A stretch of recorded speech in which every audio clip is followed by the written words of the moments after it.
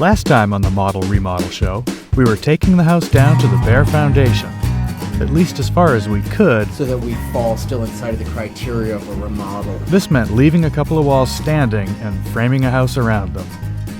They began by cutting the roof into sections and plucking it off the walls, which they then picked up and carted away, before cutting up the floor and removing it too. That's where we pick up this week on Professional Remodeler's 2017 Model ReModel. This week, Ben and his crew want to frame and sheathe the floor and get ready for wall framing next time. We had our first inspection for our foundation with the official who's going to be inspecting the rest of our project. And we were kind of nervous to see how that went. And he came in and made the funny comment of, "You're not going to keep those three walls, are you?" Which I replied, "Well, we're keeping them to meet your local statutes to qualify as a remodel." He says, "Oh, absolutely not. No, take those right down. Go right ahead. Do whatever you need to do." So starting off on a really great foot with the local official. The challenge behind this week's challenge is that the foundation is old, humpy, and out of square. So there's that. Humpy old foundations can be a bad starting point for level floors.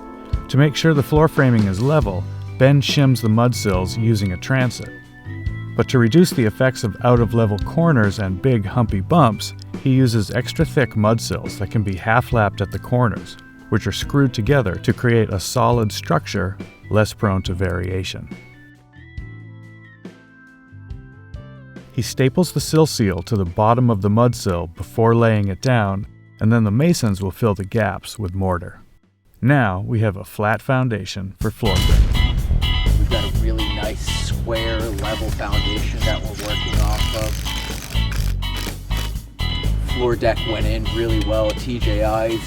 There's a little bit of prep involved with them, but you can make some speed with it. We made a couple of choices as far as speeding things up. We went with a single piece center beam versus handling multiple laminations of LVLs, which we were able to just swing in one piece with the excavator. Established our layout, taking into account any plumbing that we had to accommodate. Worked off of our layout, set our joist hangers, prepped our TJIs, and then just rolled right through setting our TJIs and rim boards. The rim joist is an integral part of the air barrier system because it's a place where a lot of materials come together.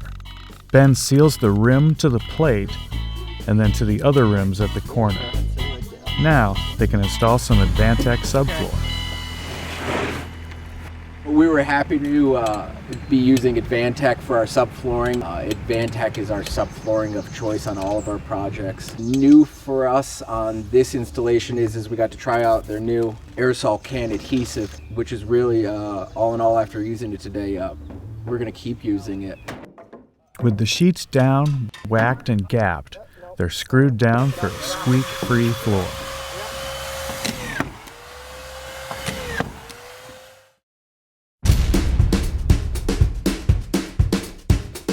All in all, we're in pretty good shape timeline-wise. I'm not feeling stressed over it.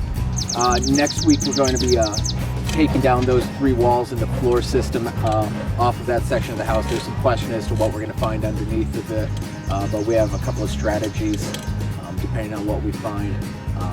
At that point, we'll be handing it over to the masons to do the prep work for us for our sills on that section. While they're handling that end of the building, we're going to start standing some walls using Zip R 2.5-inch R12 insulation for sheathing. The goal is to have all of our exterior walls and floor systems complete by the end of next week. We have our structural truss delivery coming on Friday, so we'd be in good shape for the following week if we can hit those.